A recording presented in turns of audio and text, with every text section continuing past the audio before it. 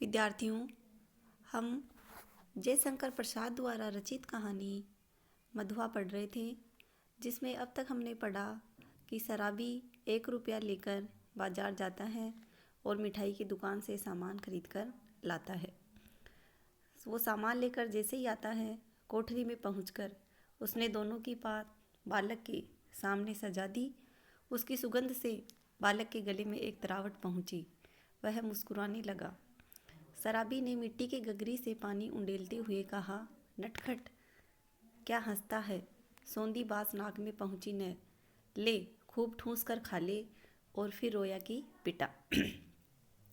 दोनों ने बहुत दिन पर मिलने वाले दो मित्रों की तरह साथ बैठकर भरपेट खाया। सीली जगह में सोते हुए बालक ने शराबी का पुराना बड़ा कोट ओढ़ लिया था। जब उसे नींद आ गई तो शराबी भी कंबल तान कर बड़बड़ाता सोचने लगा। सोचा था, आज 7 दिन में भरपेट पीकर सोऊंगा, लेकिन यह छोटा सा रोना पाजी न जाने कहाँ से आ धमका। एक चिंतापूर्ण आलोक में आज पहले पहल शराबी ने आंख खोलकर कोठरी में बिखरी हुई दारिद्र्य की विभूति को देखा और देखा घुटनों से ठुड्डी लगाए हुए उस निरीह बालक को।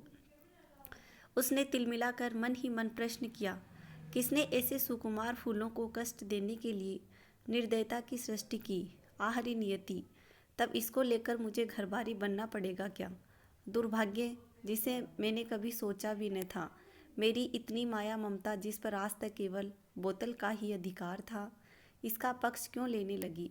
इस छोटे से पाजी ने मेरे जीवन के लिए कौन सा इंद्रजाल रचने का बीड़ा उठाया है? तब क्या करूं? कोई काम करूं? कैसे दोनों का पेट चलेगा? नहीं, भगा दूं इसे, आंख तो खोले। बालक अंगड़ाई ले रहा था। वह उठ बैठा। शराबी ने कहा, ले उठ, कुछ खा ले, अभी रात का बचा हुआ है और अपनी राह देख। तेरा क्या नाम है रे? बालक ने सहज हंसी हंसकर कहा, मधुआ। भला हाथ मुंह भी न धोऊं, खाने लगूं? जाऊंगा कहाँ? आह, कहाँ बताऊं इसे कि चला जाए? कह दूं कि भाड़ में जा? किंतु वह आज तक दुख की भट्टी में जलता ही तो रहा है। तो वह चुपचाप घर से झल्लाकर सोचता हुआ निकला, ले पाजी, अब यहाँ लौटूंगा ही नहीं, तू ही इस कोठरी में रह। शराबी घर से निकला। गोमती किनारे पहुँचने पर उसे स्मरण हुआ कि वह कितनी ही बातें सोचता आ रहा था, पर कुछ न सोच सका। हाथ मुँह धोने में लगा। उजली हुई धूप निकल आई थी। वह चुपचाप गोमती की धारा को देख रहा था। धूप की गर्मी से सूखी होकर वह चिंता भुलाने का प्रयत्न कर रहा था कि किसी ने पुकारा, भले आदमी रहे कहाँ, सालों पर दिखाई पड़े। तुमको खोजते खोजते मैं थक गया। शराबी ने चौंक कर देखा। वह कोई जान पहचान का तो मालूम होता था, पर कौन है यह ठीक ठाक न जान सका। उसने फिर कहा, तुम्ही से कह रहा हूँ, सुनते हो?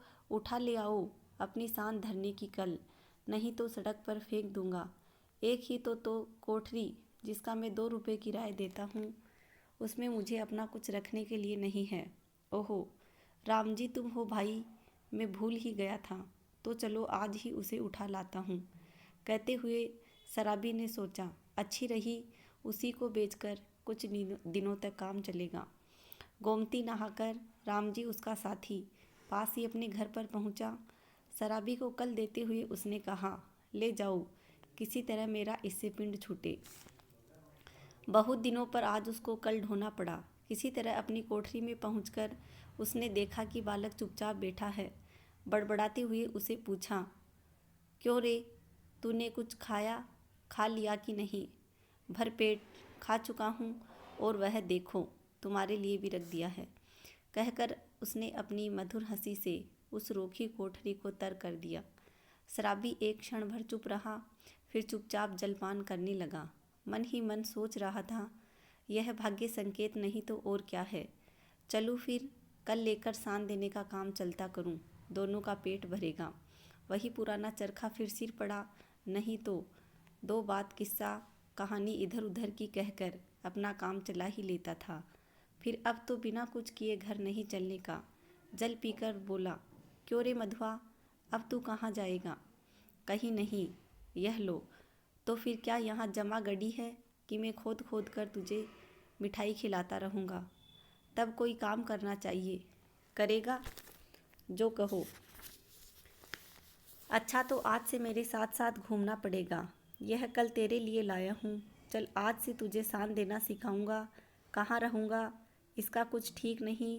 पेड़ के नीचे रात बिता सकेगा ना? कहीं भी रह सकूँगा, पर उस ठाकुर की नौकरी न कर सकूँगा। शराबी ने एक बार स्थिर दृष्टि से उसे देखा। बालक की आंखें दृढ़ निश्चय की सौगंध खा रही थी। शराबी ने मन ही मन कहा, बैठे बिठाए यह हत्या कहाँ से लगी? अब तो शराब न पीने की भी मुझे भी सौगंध लेनी पड़ेगी। वह साथ ले जाने वाली वस्तुओं को बटोरने लगा। एक गट्ठर का और दूसरा कल का। 2 बोझ हुए। शराबी ने पूछा, तू किसे उठाएगा? जिसे कहूँ। अच्छा तेरा बाप जो मुझे पकड़े तो? कोई नहीं पकड़ेगा। चलो भी, मेरे बाप मर गए। शराबी आश्चर्य से उसका मुँह देखता हुआ कल उठाकर खड़ा हो गया। बालक ने गठरी लादी। दोनों कोठरी की ओर चल पड़े। इस प्रकार मधुआ कहानी समाप्त हुई। इस कहानी में देखिए हमें ये पता चलता है कि किस प्रकार से एक बालक के आ जाने से एक शराबी का जीवन है वो भी बदल जाता है। इस कहानी में सामंती व्यवस्था के क्रूर और शोषक रूप के साथ अनाथ एवं असहाय मधुआ जैसे शोषित किशोरों की पीड़ा को भी अभिव्यक्ति मिली है। साथ ही इस कहानी में मानवीय प्रेम, करुणा, सौहार्द और ममत्व की शक्ति की सबलता और श्रेष्ठता को प्रदर्शित करते हुए शराबी के हृदय परिवर्तन का मनोवैज्ञानिक विश्लेषण भी किया गया है। अपनी प्रभावान्विति में यह एक निश्चय ही अनूठा है। प्रसाद जी प्रस्तुत कहानी मानवीय मूल्यों की सजीव यथार्थपरक प्रस्तुति है। इसकी भाषा शैली सरल एवं सहज और ग्राह्य है। बोलचाल के मुहावरों और देशज भाषा के प्रयोग से इसमें स्वाभाविकता और सहज प्रभावशीलता भी बनी हुई है। ये इस कहानी की विशेषताएं थी और इस प्रकार से मधुआ कहानी समाप्त हुई। आगे और कहानी पढ़ने के लिए हमसे जुड़े रहिए। धन्यवाद।